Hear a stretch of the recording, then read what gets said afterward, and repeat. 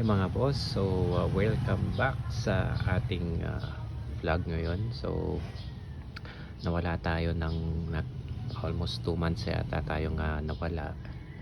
So ang reason kasi is nabenta na yung tinitirhan namin dati. So nag-move in tayo sa ibang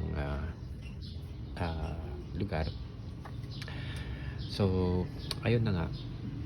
So try kong bumawi kasi medyo busy pa tayo. Sobrang daming ginagawa sa ngayon eh.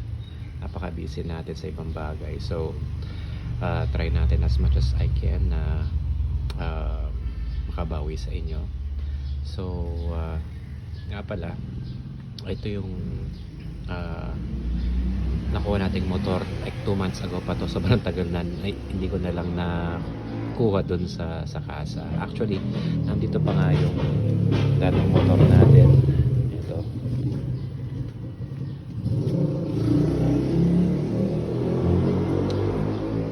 So ayun na nga, yung motor na yun hindi rin natin nabenta dahil hindi rin naasikaso. So ginawa ko is inuwi ko na muna yung mga motor kahapon. Kahapon kinuha ko yung blue, and then today inuwi ko tong Euro 125 na to. So mga boss, ngayon ito yung asikasuhin muna natin. So ito nga siya. Actually kinarwash ko na to kaninang nung nakuha ko, and so far so good. Wala naman tong major problem kasi nung kinuha ko to, ang pinaka problema nito ay itong yung head nito tumatagas. So pinagawa ko na rin doon sa mekaniko doon sa may kasa, and then naayos na niya.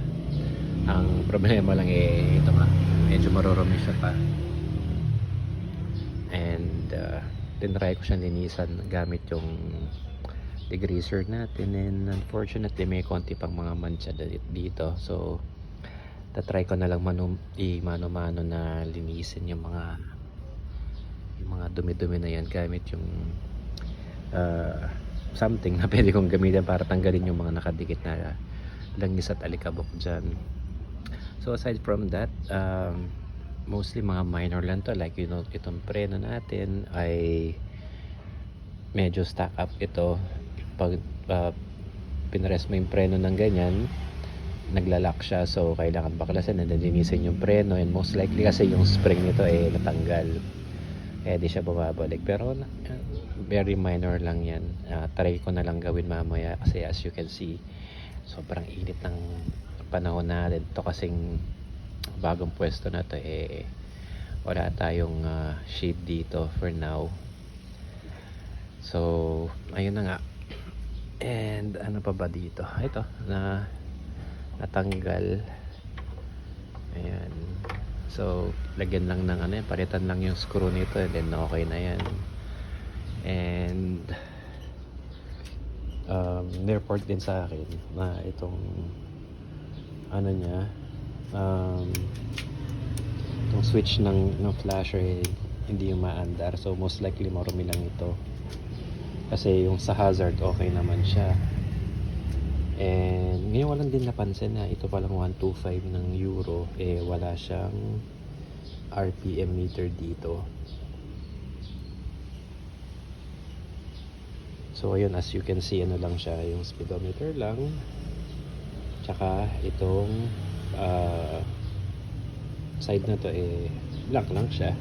Hindi siya kamukha sa 150, 125 ganyan, 150 at saka 175 rin. Meron siyang RPM meter dito, ito wala siya. So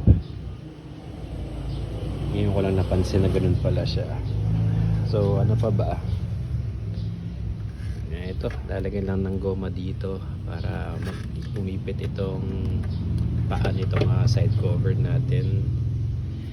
And then itong kadena, as you can see, sobrang siya, hindi naman marumi, more on kalawang ganyan. So mag-isipan ko pa kung linisin ko na lang to or palitan na lang totally para magmukhang malinis.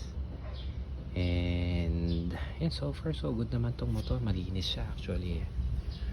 And ayun, meron din siyang battery pero sa tingin ko mahina na rin tong battery nito. Ayan. So other than that, all goods naman itong motor na to. Siguro baka 1-2 araw na ayos nito, all goods na. So once na meron tayong nagawa dito ulit, tayo mag-upload ako ulit para ma-update ko kayo kung ano nangyari dito sa motor na to before natin siya ibenta. So again mga boss, so humingi akong pasensya sa sobrang tagal nating nawala, pero hopefully suportahan nyo pa rin ako, and I'll do my best para makabawi sa mga videos natin. So ayun, pansamantala papaalam muna ako.